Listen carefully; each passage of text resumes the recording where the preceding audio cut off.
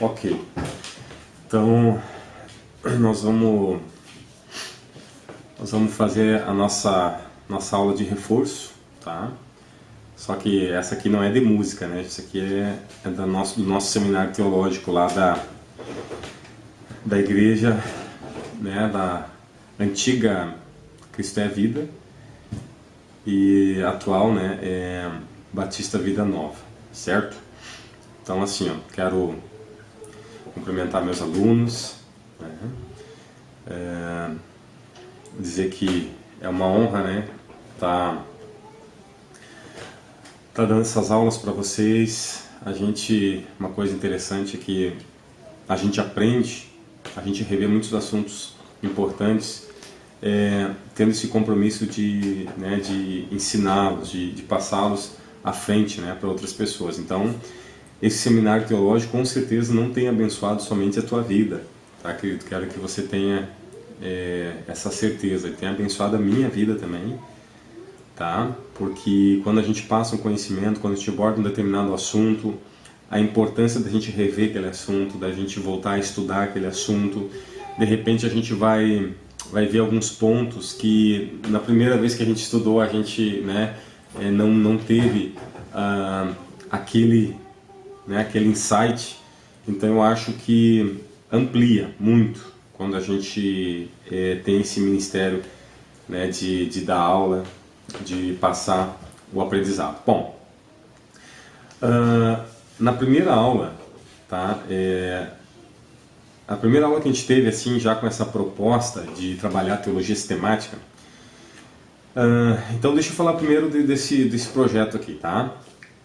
Esse projeto é assim, como a gente faz o seminário uma vez por mês e acaba se tornando muito conteúdo e pouco tempo, né? Por incrível que pareça, mas das 8h30 até meio-dia equivale aí a 3 horas e meia, certo?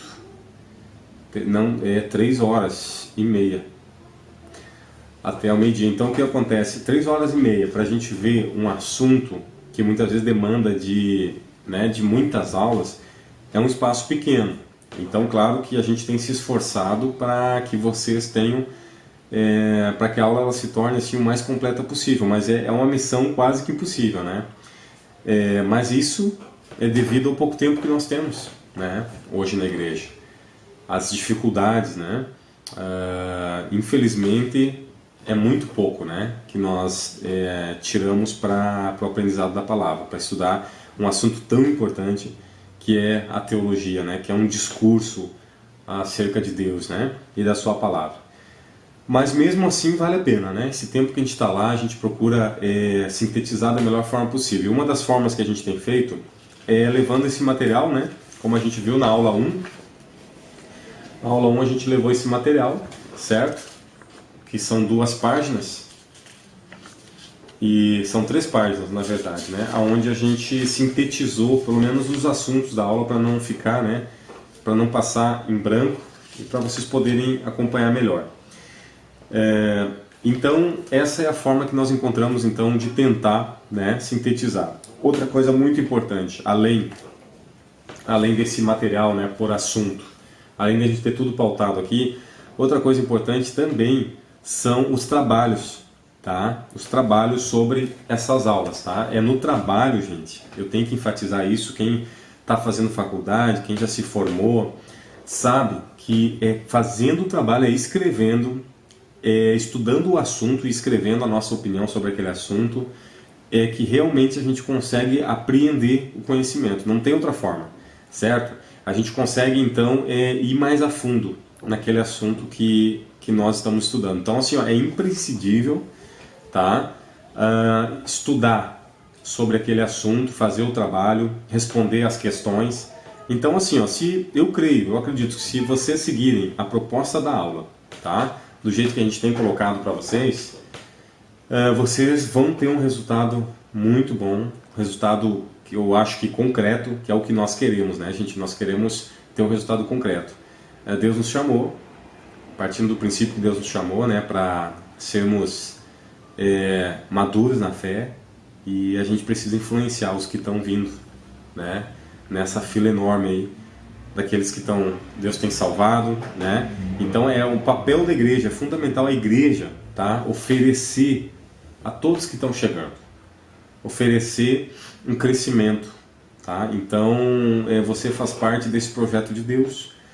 Se hoje você está fazendo esse seminário, né? Não é porque alguém está te obrigando, né? Essa não é a ideia, porque partimos daquele pensamento que tudo que é obrigado, que não parte de mim, com certeza que não tem meu interesse, eu não vou com certeza ser bem sucedido nisso aí. Isso é certo, né? Então, partindo do princípio em que você faz parte de uma igreja, essa igreja tem uma responsabilidade em te ajudar na construção da tua fé, da tua vida cristã, né? Te dar ferramenta, que esse seminário existe, tá, gente? Então, isso é fundamental. Mas assim, então, resumindo, então, sintetizando o que foi falado aqui, muito importante você ter esse material, você, né, dar uma lida nesse material, muito importante você fazer os trabalhos, colocar ali o que você entendeu, o que você, né, compreendeu, e muito importante você responder as questões que também, né, as perguntas que estão nos trabalhos. São as 3 coisas fundamentais. Outra coisa que eu considero legal também, e eu tenho falado isso, até tenho postado no nosso grupo, né, no grupo do seminário, você postar as suas opiniões lá no grupo, certo? Tá? A gente entra no Face para tanta coisa, eu vejo assim, ninguém escapa, viu? Eu abro o Face aqui, eu vejo assim, quase, praticamente todas as vezes que eu entro, eu vejo, se não todos, quase todos ali no Face, certo? Estão ali provavelmente, né, compartilhando outras coisas, mas assim, eu não acredito, tá, que você não tem interesse em entrar lá no grupo, né, e deixar um recado para os teus irmãos, para os teus colegas de seminários. Olha, sobre tal assunto, gostei muito, olha, aprendi, Deus abriu meu entendimento sobre tal coisa, né? Tenho dúvidas sobre tal assunto, eu gostaria, porque a tua dúvida pode ser a dúvida de outro. Então eu não acredito, querido, que você entra no Face para tantas coisas e você não vai dar uma passeadinha lá no grupo lá e postar alguma coisa. Então assim, fica então, tá, essa, né, cobrança aí, certo? Outra coisa, então assim, a nossa primeira aula eu não vou revisar ela, tá? Que nós entramos, então, o nosso assunto hoje que nós estamos trabalhando é a teologia sistemática. Por quê? Porque, queridos, como nós estudamos na primeira aula, certo? A teologia sistemática, ela vai prover para nós um conhecimento mais completo, mais amplo, tá? Sobre todos os assuntos que são importantes na nossa vida cristã, certo? Nós vamos ali, então, ver todas as doutrinas foram ao longo desse tempo construídas, né, através da história da igreja, através dos ensinamentos, dos debates que ocorreram ao longo dos séculos. Então assim, a teologia sistemática ela é muito boa porque ela nos oferece uma oportunidade de nós fazer um estudo com uma sequência, certo? Colocando cada tijolinho no seu devido lugar, construindo então uma casa, né, doutrinária, aonde nós possamos realmente ter, né, a segurança de que nós estamos vendo todos os assuntos importantes, tá? Então é diferente da gente estudar assuntos fragmentados. Eu tenho batido em cima dessa tecla aí. Então, a teologia sistemática, ela vai nos prover tudo isso. Nós vamos ao longo do seminário, nós vamos ver ao longo desse ano, nós vamos ver todas as principais doutrinas, né, através da teologia sistemática. E é interessante que cada aula que a gente vai ministrando, a gente percebe que realmente as dúvidas são grandes, são muitas. A gente percebe que muitos dos assuntos que a gente está introduzindo são novos, né? Eu me surpreendo assim, quando eu trago à tona um tema, né, e vejo que muitos poucos têm aquela noção do que a gente está falando. Então isso prova o quê? Que nós podemos ter 10 anos, 20 anos de casa, de cristão, de igreja, e muitas vezes o nosso conhecimento está bem fragmentado. Nosso conhecimento está bem falho, né? E a gente percebe isso quando somos questionados acerca da nossa fé, no que nós acreditamos, acerca de doutrinas. A gente percebe o quanto hoje a igreja, né, de uma forma mais geral, ela está carente, né, de um conhecimento mais profundo da doutrina, no que ela acredita, certo?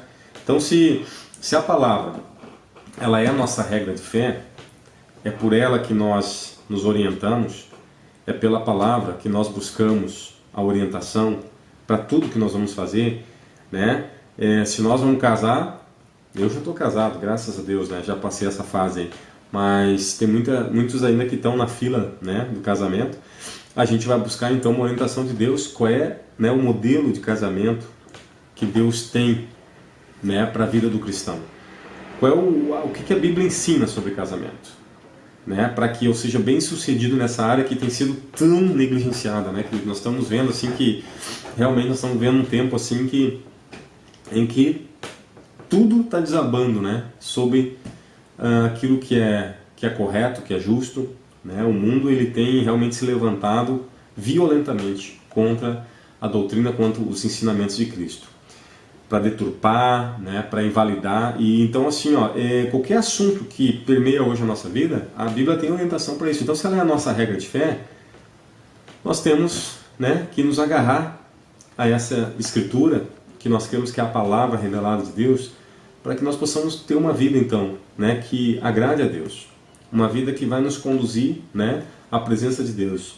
Tá, querido? Então, essa é a importância de nós estudarmos, certo? Então, assim, já fiz uma pequena introdução, tá? E eu vou fazer uma revisão aqui, tá? Da aula número 2 da nossa teologia sistemática, certo? Lembra que na aula 1 nós falamos sobre os prolegômenos, tá? Essa palavrinha que é meio estranha, né? A gente não utiliza essas palavras no púlpito, mas quando a gente estuda, numa classe de estudo, a gente acaba tendo que aprender, né, bastante palavras diferentes e ver essas definições. Prolegômenos, né, seria uma introdução, os assuntos, né, introdutórios a uma teologia sistemática, certo? Então, nós vamos tratar sobre esses pressupostos, tá? Que pressupostos são esses? Por exemplo, será que Deus ele é um Deus que se revelou ao homem? E se ele se revelou ao homem, a linguagem que ele se revelou, ela é compreensível? Será que eu, como ser humano, eu tenho capacidade de interpretar a vontade de Deus da forma como ele se revelou? Então, assim, gente, são vários pressupostos que nos introduz a mergulhar mais no estudo da teologia, certo? Então, nós estudamos na primeira aula, nós falamos sobre esses prolegômenos. Nós ainda estamos, né, em processo de estudo desses prolegômenos. Recém começamos, tá?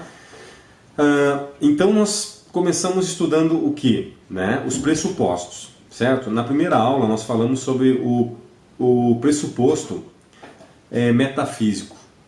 Né? Certo? Deus, um pressuposto metafísico. Então nós falamos sobre as cosmosvisões que regem o mundo através dos séculos, certo? Então nós percebemos que a visão, né, que a cosmovisão que está por trás do cristianismo bíblico, ela é o que nós chamamos de teísmo, seria a cosmovisão teísta, tá? Que afirma que existe um Deus, tá? Que ele é um Deus, que ele é um Deus pessoal, que ele é um Deus atemporal, ele está além do tempo, ele é um Deus transcendente, certo? Então ele está além do universo. Nós estudamos que essa é a visão bíblica correta da pessoa de Deus, e que esse Deus ele é imanente também, ou seja, ele, além de ter feito o universo, tá? Além de ter feito pelo seu poder tudo que existe, ele é um Deus que ele é imanente, ele também age, ele opera, né, de forma real nesse universo.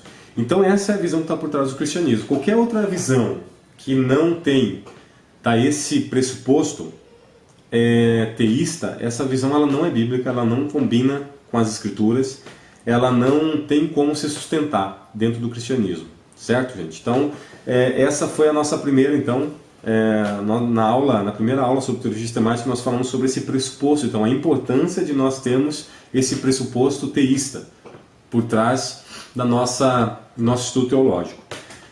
E aí nós falamos de várias questões, né, na primeira aula, certo? Nós falamos aí sobre as outras cosmosvisões difundidas pelo mundo, que eu não vou citar agora, né? Você tem aí no teu esboço.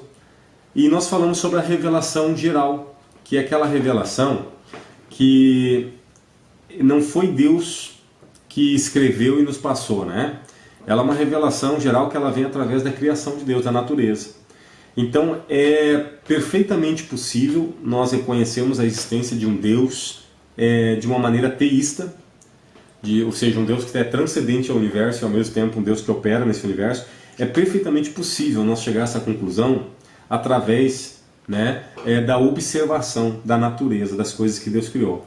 Então nós falamos um pouco sobre essa revelação geral, que ela consequentemente ela torna diante de Deus todo homem indesculpável, certo? Todo homem, todo ser humano, tá? Independente dele conhecer a Bíblia, dele conhecer a revelação especial do amor de Deus, a história da salvação de Deus para a humanidade, que é o que está registrado nas páginas da Bíblia, essa pessoa ela se torna indesculpável diante de Deus, né? Nós vimos inclusive vários textos bíblicos que postulam essa ideia, tá? Essa ideia de que todo homem é indesculpável por saber que existe um Deus, certo? E que esse Deus está além do universo, e mesmo assim, essa pessoa, de uma maneira absurda, ela fazer deuses para si mesma, ela criar os próprios deuses e então adorá-los, né? Então, a revelação geral é a maneira como Deus se revelou. Eu costumo dizer que é o primeiro grande livro de Deus, né? É onde nós podemos reconhecer a existência de um Deus. Então nós demos bastante vazão. Aí nós falamos de alguns argumentos, tá? Que já apelam um pouco para a filosofia e para a lógica, certo? Na primeira aula nós falamos então dos argumentos cosmológico, tá? Do argumento teleológico, do argumento moral, certo? Existem outros argumentos, gente. Existem outros argumentos aí utilizados, né? Tem o argumento ontológico, que a gente não chegou a dar muita vazão para ele, mas esses três que a gente viu em aula, que é o cosmológico, tá? Que é o argumento teleológico e o argumento moral, eles são os principais, tá, argumentos utilizados ao longo, né, da história da igreja para defender, né, para corroborar com essa ideia de que existe um Deus, tá? Sem a necessidade de nenhum escrito bíblico específico, sem nenhuma revelação especial. Então nós estudamos essas três visões, tá? Que também estão na nossa primeira aula, estão presentes na nossa primeira aula, beleza? E nós fizemos um trabalho, né? Onde esse trabalho aí, ele com certeza, para quem fez, eu até andei lendo alguns trabalhos agora, gente. Antes dessa última aula que nós tivemos, eu andei lendo os trabalhos e vi assim que realmente o assunto ficou muito bem compreendido, assim, para quem sentou, né? E resolveu então escrever aquilo que entendeu. Eu achei muito legal, tivemos a oportunidade de ler, compartilhar em aula alguns desses trabalhos, então o pessoal aí está de parabéns, porque é assim mesmo, não tem outra forma de aprender a não ser a gente lendo, né, e ponderando, escrevendo as nossas ponderações ali. Depois nós fizemos algumas perguntas. Essas perguntas aqui, eu vou até recitar essas perguntas, porque eu acho que isso aqui é importante, tá? A respeito da primeira aula. Nós tivemos a seguinte pergunta: o que é teísmo? Certo? Então já foi comentado aqui agora há pouco, certo? Então eu gostaria que você respondesse isso do teu jeito, tá? Escrevesse lá do jeito que você entendeu o que é teísmo. A segunda pergunta: quais são as cosmovisões que se opõem ao teísmo?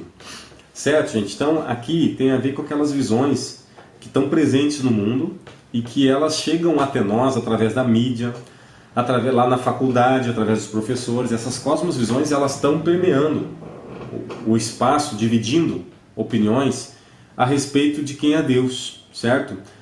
Então, dentro dessas cosmovisões, a gente viu talvez a mais comum, né? Que é o teísmo, que é o que nós acreditamos, certo? E é o ateísmo, que é o contrário do teísmo. Ou seja, não existe Deus em circunstância nenhuma, certo?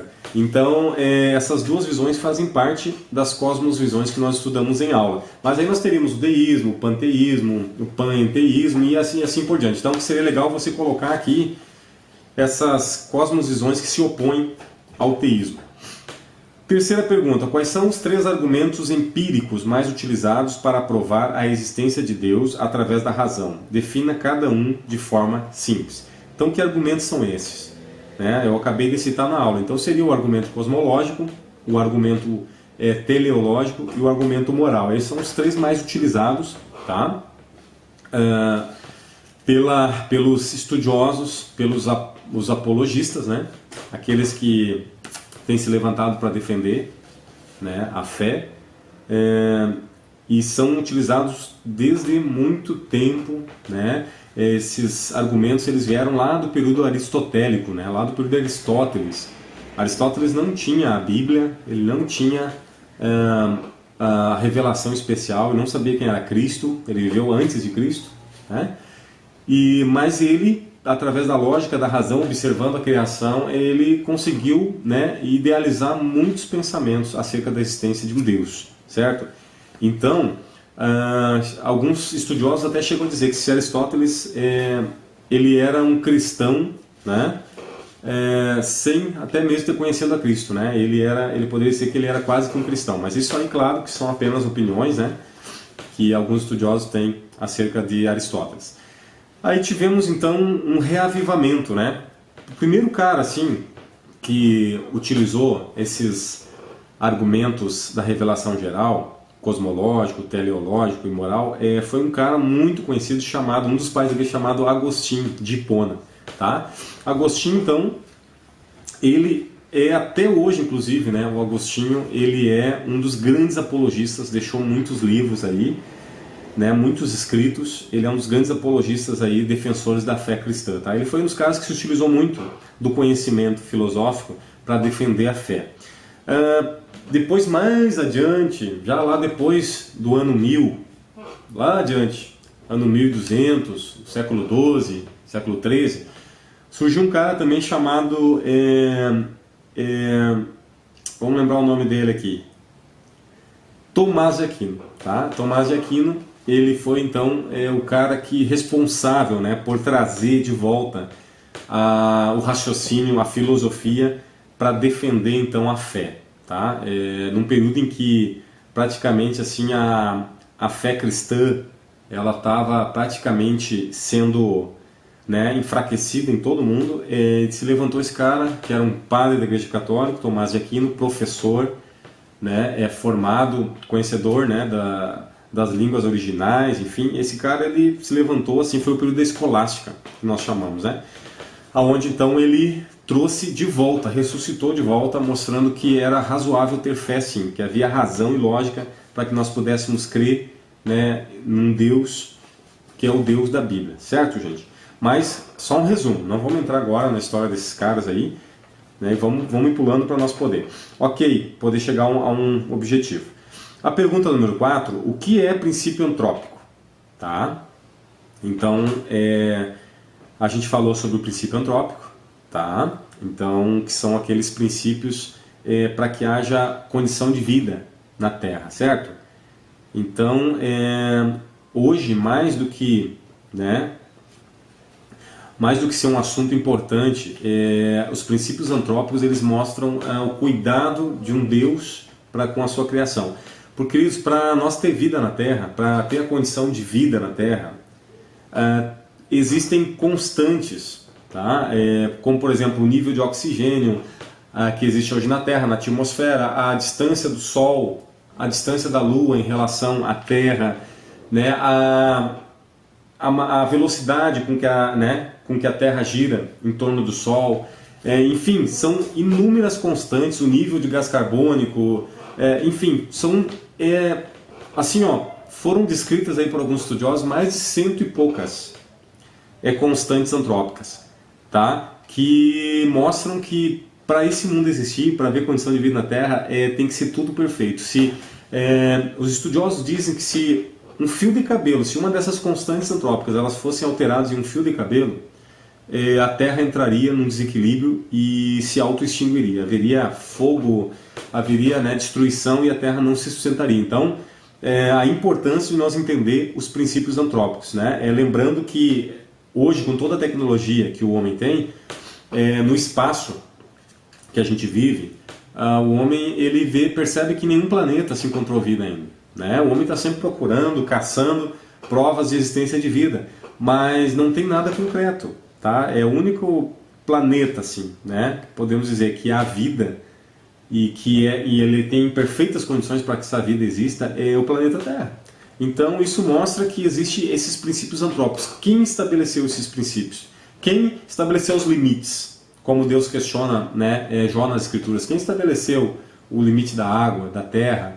Quem é que colocou a água lá em cima, né, e a água aqui embaixo? Quem é que fez tudo isso, querido? Então é muito importante a gente conhecer os principais, pelo menos essa ideia de princípio antrópico, para nós poder também, né, em alguns momentos se utilizar disso para mostrar que tem um Deus perfeito, né, um Deus maravilhoso por trás desse universo. A outra pergunta seria o seguinte: por que o ser humano é expressamente incapaz de conhecer Deus por si próprio? Então essa aqui eu vou deixar essa resposta para você. Número 6. Se uma pessoa acredita que Deus existe, por que não busca conhecê-lo para poder adorá-lo corretamente? Então fica esse questionamento, né, da pergunta número 6. Se uma pessoa acredita que Deus existe, como a maioria diz, não, eu acredito em Deus, não é verdade? Isso é unânime. Mas por que essas pessoas não buscam então saber se esse Deus ele deixou provas, né, se ele deixou leis, se ele deixou uma palavra, né, para que nós pudéssemos viver por ela? As pessoas simplesmente dizem que acreditam em Deus, né, mas quando se trata de buscar, né, a moral desse Deus, quando se trata de buscar a orientação de Deus, as pessoas não querem. Elas dizem que acreditam em Deus. Então, assim, por que isso? Por que o ser humano ele consegue ter essas duas atitudes? Ao mesmo tempo que ele diz crer em Deus, acreditar em Deus, ele trabalha para o lado oposto, né, esquecendo de Deus, vivendo só para si mesmo. Então fica essa pergunta aí, né, que carece de uma resposta. A pergunta número 7. Qual a melhor maneira de falar com alguém que nega a existência de Deus?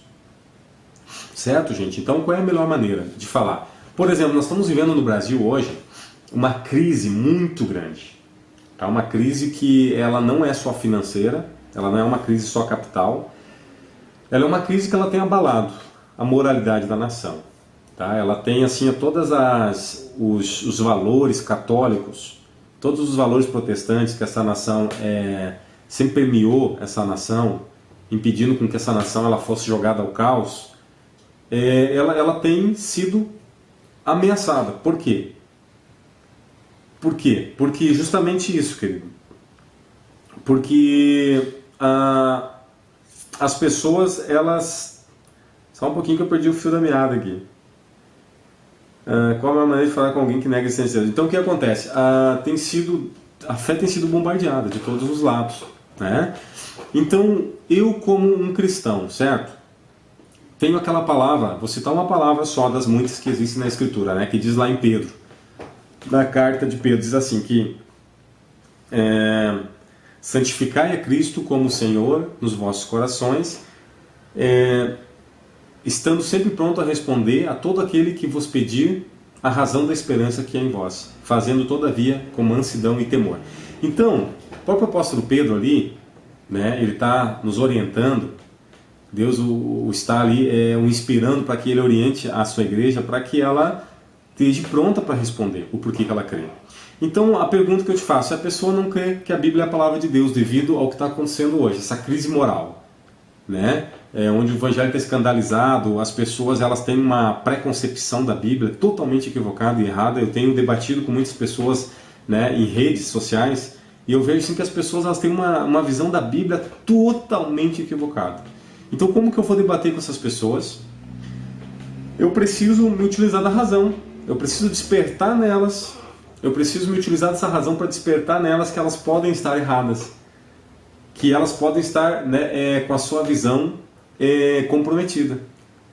E aí eu vou me utilizar dessa razão. Então qual é a melhor maneira de falar com alguém que não acredita em Deus? E muito menos que existe uma Bíblia que Deus inspirou o homem a escrever, que revela a sua vontade. É utilizando a razão, sentando, conversando, mostrando o que a natureza, o que o mundo tem mostrado, o que está ao nosso redor, né? Utilizando isso com muita sabedoria, com razão. Então eu tenho esse compromisso como cristão, sim, de explicar para as pessoas a razão da minha fé, tá? Então que isso possa servir. Essa pergunta ela tem a ver com isso. Qual a melhor maneira de falar com alguém que nega a existência de Deus? Certo? A pergunta número 8. É possível construir uma teologia natural, ou seja, conhecer a Deus a partir da revelação geral? O que você acha? É possível conhecer Deus exatamente como Ele é, como Ele se revela, através só da natureza? Né? A resposta é não, né? A gente sabe, né, queridos, que isso não é possível. Ok, continuando a aula então, deu um tilt aqui na gravação, tá? Mas nós paramos na pergunta número 8. É possível construir uma teologia natural, ou seja, conhecer a Deus a partir da revelação geral, ou seja, a natureza? É possível, gente? A resposta é categórica, né? Como a gente já falou, não, é impossível, tá? O homem, ele quebrou, né, esse elo que havia. Com o surgimento do pecado, a queda do homem lá, se criou um abismo, né? Então, o homem ele não tem mais essa condição de ter essa intimidade, esse relacionamento com o Criador como ele tinha lá no princípio, como a Escritura nos afirma, como a palavra nos afirma que o nosso pai Adão, né, nossos primeiros pais, eles tinham. Então, por conta do pecado, se criou um abismo, então. Um abismo entre o homem e Deus. E é possível o homem construir uma teologia correta, né, uma visão correta de Deus, partindo da teologia natural, apenas observando a criação. Por isso, a necessidade, né, do segundo Adão. Né? Por isso a necessidade do segundo Adão, que Paulo se refere a Cristo como o segundo Adão, aquele que vem então para redimir, né, para redimir o homem, para que ele possa conhecer a Deus na sua intimidade. Lá em Colossenses diz que Jesus em Hebreus também, né, os primeiros capítulos de Hebreus, diz que Jesus ele é a expressão exata, né, desse ser chamado Deus, certo, querido? Então não tem como. O homem jamais pode conhecer a Deus por si mesmo através só da razão. Ele fica impossibilitado. A pergunta, aí vem o trabalho, né? Finalizamos aí a nossa matéria com o trabalho, aonde foi passado um material da teologia sistemática de Miller Erickson, onde ele fala sobre a revelação geral, e já dei uma lida então, como eu falei, nesses trabalhos, em alguns trabalhos, e foi muito legal aquilo que eu li, né? Aquilo que foi escrito ali. Tá, gente? Então fica aí essa aula. Eu gostaria que você postasse alguma coisa sobre a aula, uma dúvida, uma compreensão, compartilhasse com a gente lá no grupo, certo? Para que nós possamos enriquecer esse papo teológico aí, certo, gente? Então, espero assim, todo mês estar gravando, né, uma aula sobre determinado assunto. Detalhe, eu fiquei de falar da aula 2, e aí eu comecei a revisar a aula 1 e acabei me detendo na aula 1, tá? Mas acredito que era necessário. Eu vou gravar um outro vídeo, tá? Logo adiante, eu vou gravar um outro vídeo falando da aula 2, que seria então milagres, né? O pressuposto sobrenatural. O primeiro pressuposto foi Deus, né? Pressuposto metafísico, além do físico, além da física. Então, não tem como construir uma teologia sem ter noção desse Deus teísta que nós falamos, alguém que está além da física, um ser eterno, espiritual, transcendente, certo? A mesma coisa são milagres. Eu não tenho como construir uma teologia bíblica, uma teologia correta, se eu não tiver um pressuposto do sobrenatural, daquilo que está além do natural, ou seja, da forma como esse Deus tem operado no mundo, certo, gente? A maior prova está aqui, né? Eu não tenho como dizer, construir uma teologia sem crer que Deus, que essa Bíblia, esse escrito aqui, ele é um milagre, ele é uma revelação de Deus. Então, nós vamos estudar na próxima aula milagres, o pressuposto sobrenatural. Esse é o nosso tema da próxima aula, tá? Então fica com Deus, que Deus te abençoe, enriqueça teu coração, enriqueça tua mente, certo? E voltamos aí então na próxima aula. Fica com Deus.